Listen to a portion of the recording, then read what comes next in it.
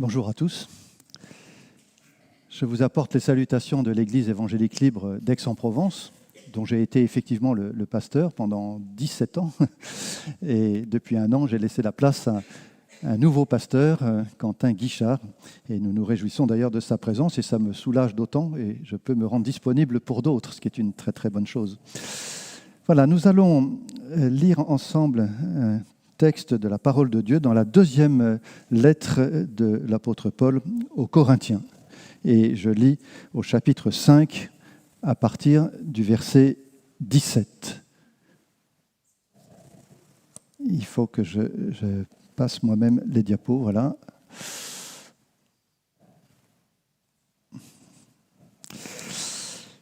Si quelqu'un est uni au Christ, il est une nouvelle création. Ce qui est ancien a disparu, une réalité nouvelle est là. Tout cela vient de Dieu qui nous a réconciliés avec lui par le Christ et qui nous a confié la tâche d'en amener d'autres à la réconciliation avec lui. En effet, par le Christ, Dieu agissait pour réconcilier le monde avec lui, sans tenir compte des fautes des humains. Il nous a établis pour annoncer cette œuvre de réconciliation. Nous sommes donc des ambassadeurs envoyés par le Christ. Et c'est comme si Dieu lui-même adressait son appel par nous. Nous vous en supplions au nom du Christ, laissez-vous réconcilier avec Dieu. Alors tout d'abord, un rappel. Nous lisons dans les premiers chapitres de la Genèse que Dieu a placé l'être humain dans son jardin pour le cultiver et le garder, pour le peupler, le dominer, le soumettre, bien sûr dans le meilleur sens de ces verbes, c'est-à-dire le gérer avec soin, avec amour, avec justice, à l'image de Dieu. Dans ce jardin, l'homme et la femme peuvent manger les fruits de tous les arbres, à l'exception de cet arbre très symbolique de la connaissance du bien et du mal.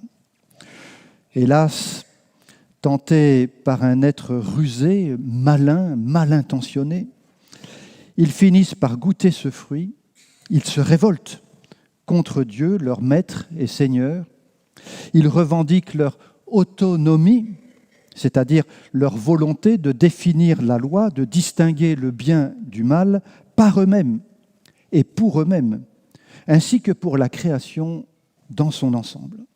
Ce rejet de Dieu est une trahison, un manque de confiance évident en ce Dieu qui les aime et qui veut le meilleur pour eux.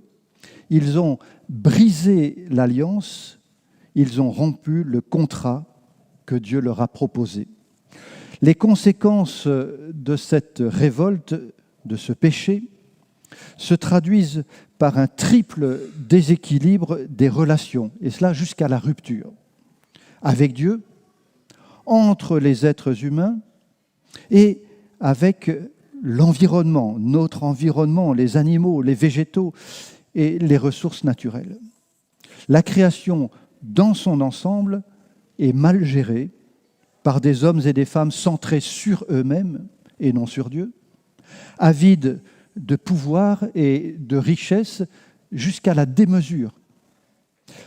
La création devient même l'objet d'une forme de culte. Comme l'écrit l'apôtre Paul aux Romains, les êtres humains qui se croient sages, capables de faire le bien et de rejeter le mal par leur propre force, comme des dieux, sont en réalité devenus fous. Ils ont fini par adorer et servir la créature au lieu du Créateur. Le renversement de l'ordre initial est complet. Au lieu de dominer et soumettre la création, ils en font une divinité. Ils s'y soumettent et se laissent dominer par elle. Mais le Seigneur Dieu, s'il est juste et sans compromis avec le mal, est un Dieu parfaitement bon, patient. Après leur faute et avant d'exclure l'homme et la femme de son jardin, de sa présence, Dieu les couvre d'un manteau de cuir, un manteau plus résistant qu'un habit végétal face aux ronces et aux épines de ce monde.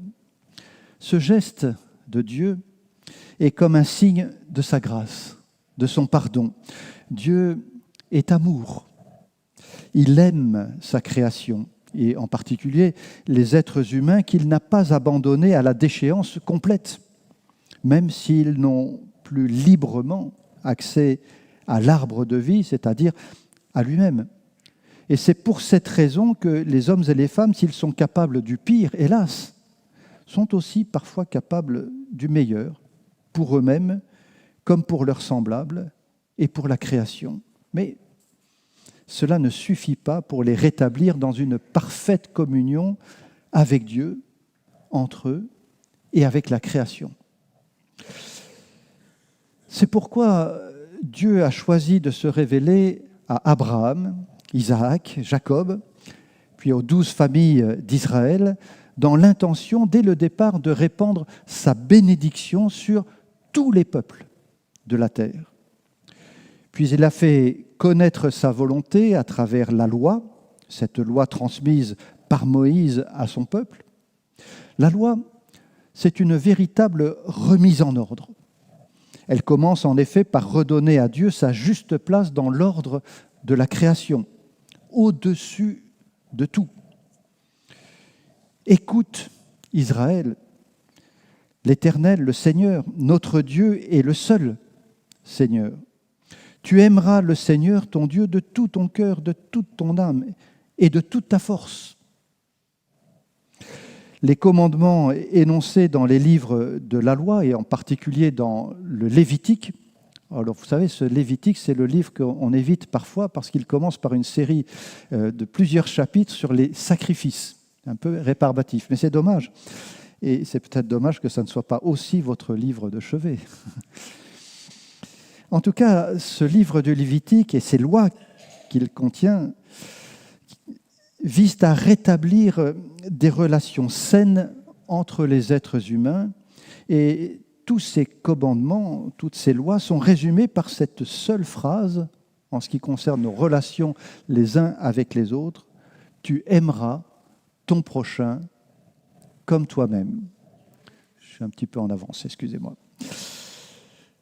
Tu aimeras ton prochain comme toi-même.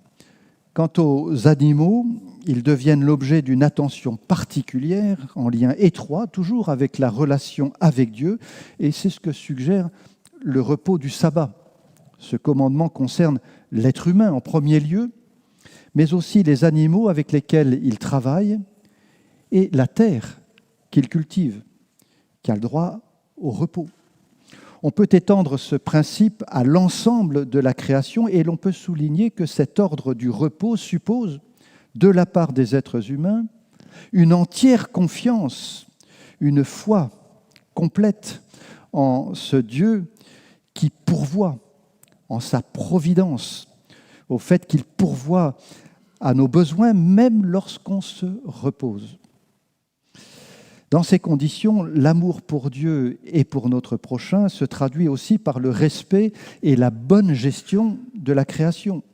On aime son prochain, entre autres, en veillant à la bonne qualité de l'eau qu'il boit, de la nourriture qu'il mange et de l'air qu'il respire, ou encore des ressources dont il dispose pour vivre. Et donc, très logiquement, comme le déclare Jésus, comme l'enseigne l'apôtre Paul à plusieurs reprises dans ses lettres, de ces deux commandements, aimer Dieu et son prochain, dépendent toute la loi et les prophètes, l'amour et l'accomplissement de la loi. Il s'avère cependant impossible d'aimer Dieu et notre prochain à la perfection, en tout temps, en toutes circonstances. Nous en faisons, il me semble, chaque jour l'expérience, même si nous sommes animés des meilleures intentions. C'est ce que regrette l'apôtre Paul, et même il s'en désespère, comme il l'écrit dans sa lettre aux Romains. « Je sais que le bien n'habite pas en moi, c'est-à-dire en l'être faible que je suis. Certes, j'ai la volonté de faire le bien, mais non la capacité de l'accomplir. En effet, je ne fais pas le bien que je veux et je fais le mal que je ne veux pas. » C'est aussi ce que Jésus veut faire comprendre à ce jeune homme riche qui vient un jour à sa rencontre pour savoir ce qu'il doit faire de bon pour avoir la vie éternelle. Jésus lui répond en citant quelques commandements de la loi de Moïse que le jeune homme pense sincèrement mettre en pratique. Mais il se montre pourtant incapable d'aimer vraiment Dieu et son prochain à la perfection, en donnant tous ses biens aux pauvres et en suivant Jésus.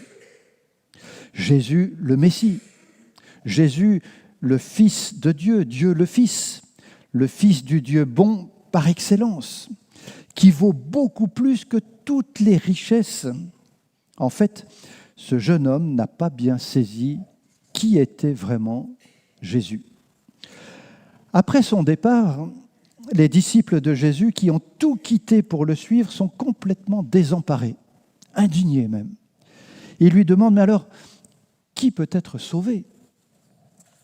Jésus leur répond qu'il est en réalité impossible aux êtres humains qui se croient riches de se sauver par eux-mêmes pour entrer dans le royaume de Dieu, c'est-à-dire en sa présence. Tout comme il serait difficile, impossible, de faire passer un chameau par le trou d'une aiguille. C'est ce que Jésus ajoute pour illustrer son propos. En d'autres termes, il est impossible de se libérer de l'esclavage, du mal, du péché, en pensant obéir sans faille aux commandements de la loi. Mais heureusement pour ses disciples et pour nous tous, Jésus a aussitôt ajouté, mais à Dieu, tout est possible. Du temps de Moïse jusqu'à Jésus, sous l'ancienne alliance, le remède proposé par Dieu lui-même était le sacrifice d'un animal dont la vie, on peut dire innocente, était donnée à la place de celle du coupable conscient d'avoir enfreint la loi de Dieu d'une manière ou d'une autre. Lors de la première Pâque en Égypte, un agneau a été sacrifié pour que son sang, aspergé sur les montants des portes, serve de signe afin d'épargner le peuple juif du jugement de Dieu et que ce peuple puisse sortir d'Égypte pour être libre de vivre dans son pays.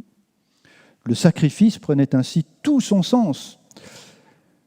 Le jour en particulier des expiations, le Yom Kippour.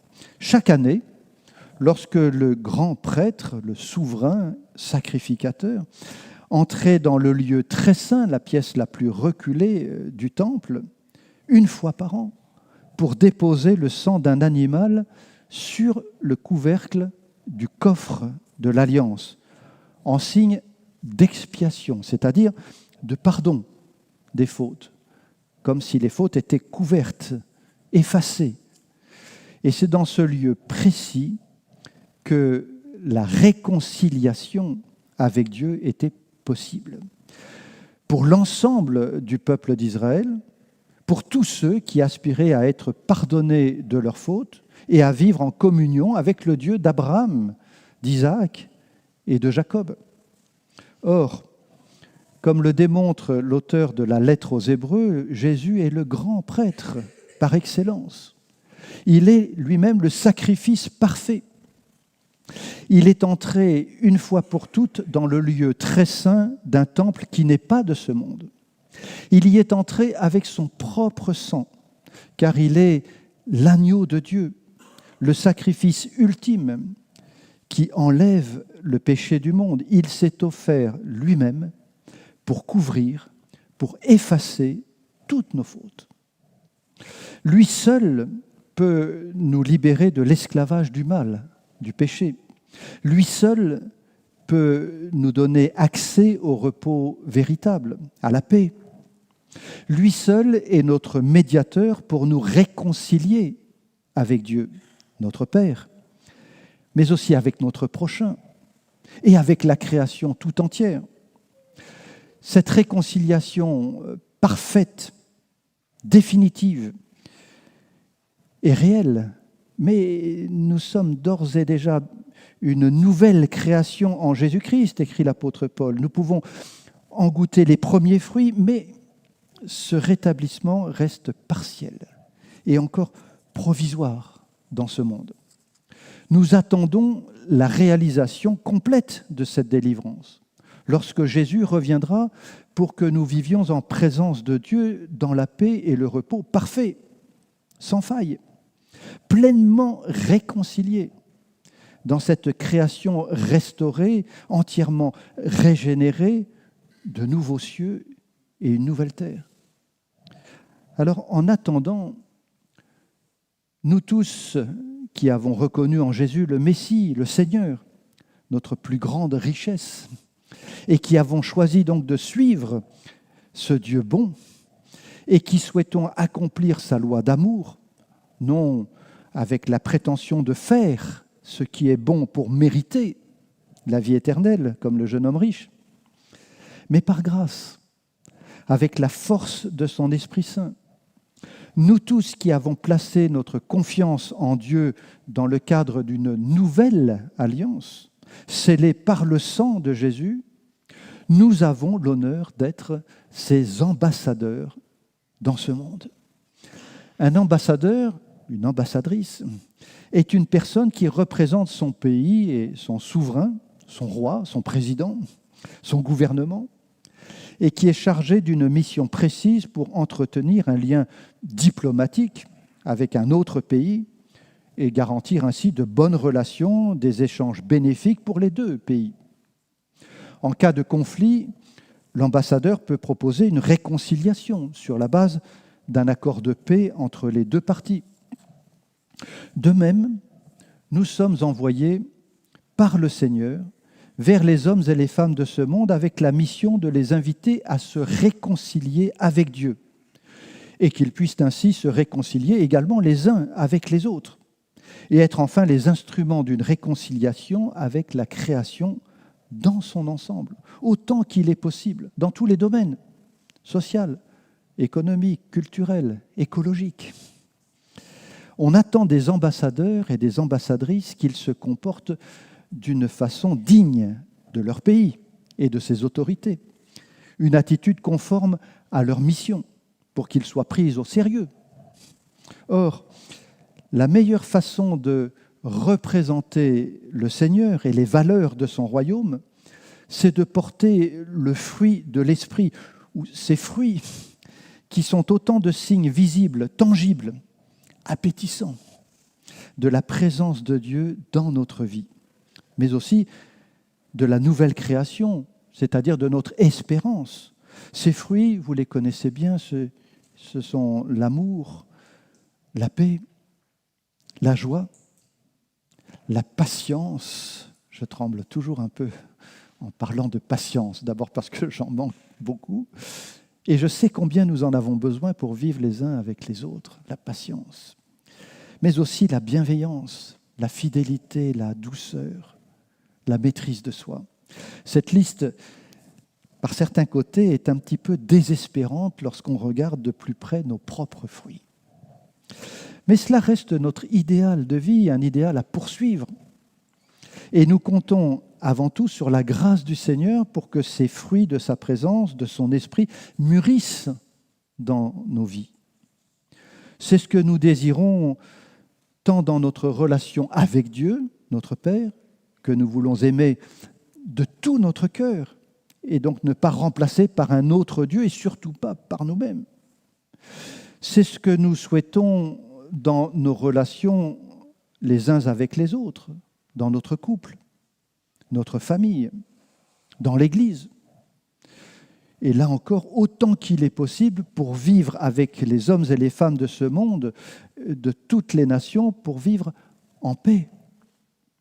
Et c'est enfin ce que nous souhaitons dans notre relation avec la création tout entière, notre environnement, tout ce qui nous environne, et dont nous voulons prendre soin en faisant preuve, entre autres, de modération, de mesure, de maîtrise de soi, d'attention aux êtres humains, mais aussi aux animaux, aux végétaux, aux ressources de toutes sortes, en attendant la restauration finale, l'achèvement de la nouvelle création inaugurée par ou en Jésus-Christ, le Messie, le Christ ressuscité, le nouvel Adam.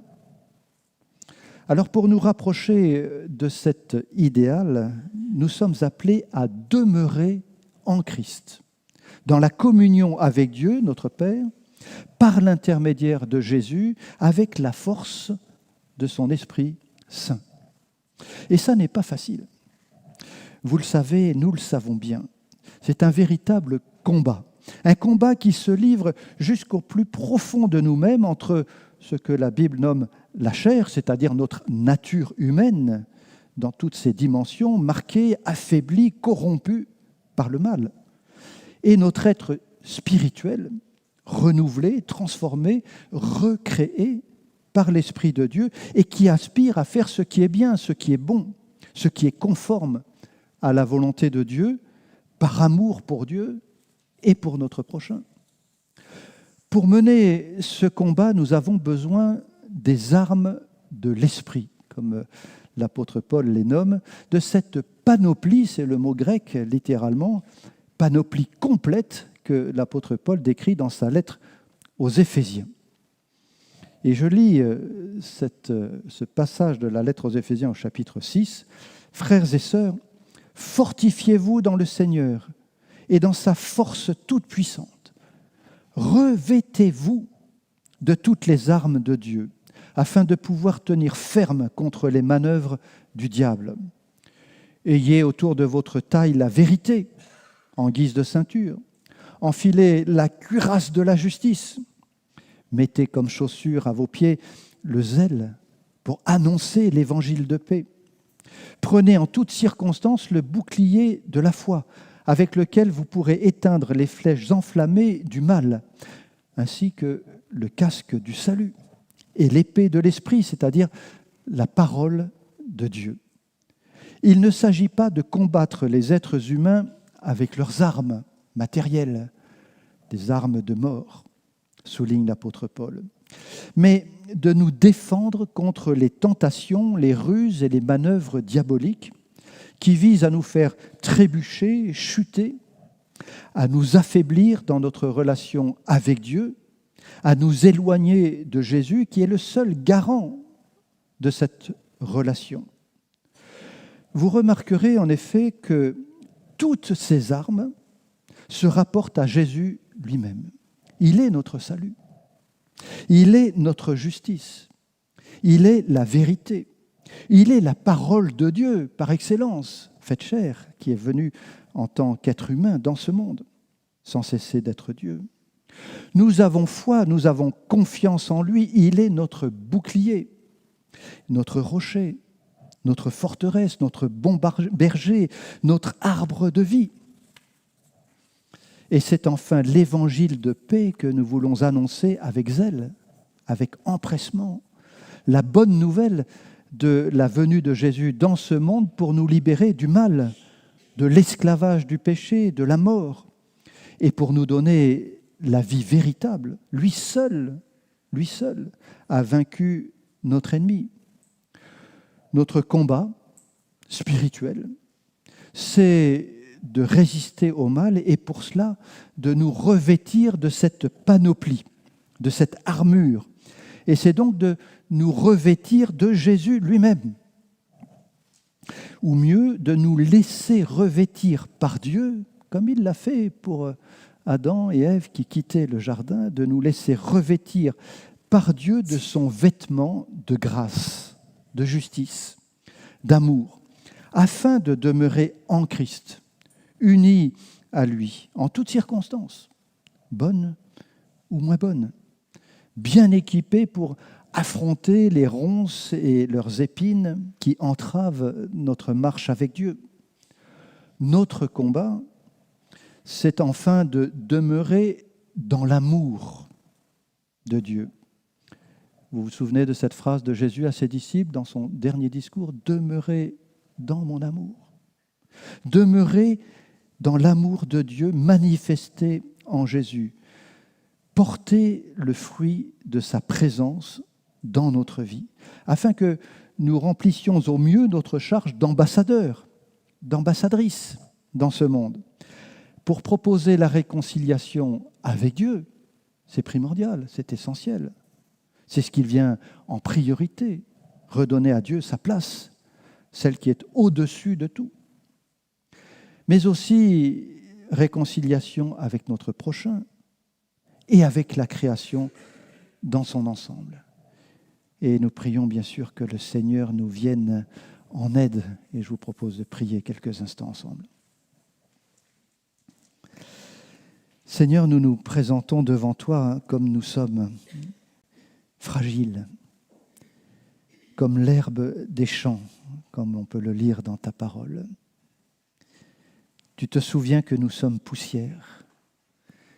Et si nous aspirons si souvent à faire ce qui est bon, malheureusement, nous faisons aussi ce qui est mal à tes yeux. Nous le reconnaissons.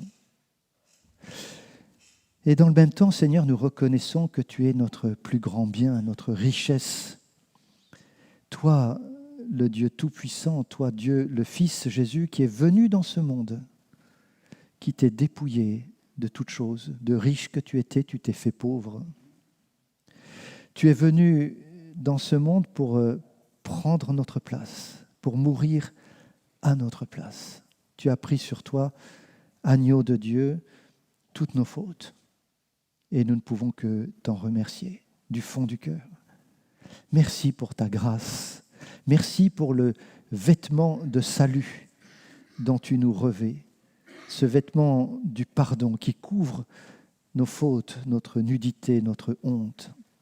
Merci de nous avoir revêtus de cet habit de fête.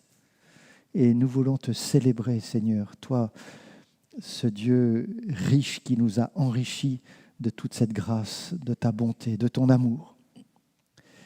Et nous te prions, Seigneur, de nous permettre d'être de bons témoins de cette grâce, de ton amour, de ta bonté, de ta bienveillance, de ta patience.